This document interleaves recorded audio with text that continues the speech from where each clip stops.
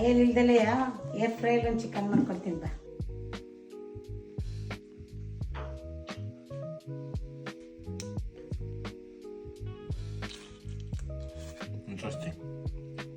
ಮೂರು ಮೆಣಸಿನ್ಕಾಯಿ, ಜಾಸ್ತಿ ಸಾಂಬಾರು ಸೊಪ್ಪು ಹಾಕಬೇಕು.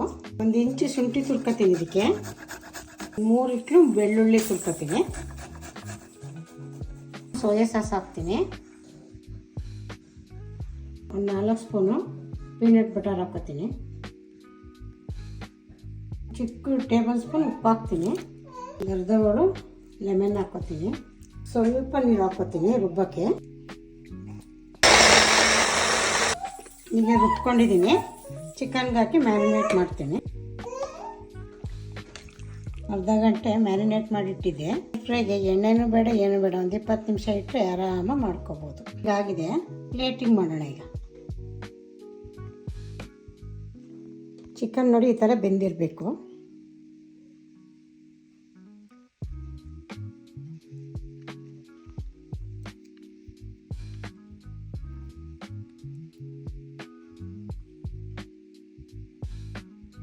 ಇದ್ರ ಮೇಲೆ ಸ್ವೀಟ್ ಚಿಲ್ಲಿ ಸಾಸ್ ಹಾಕ್ತೀನಿ. ಈಗ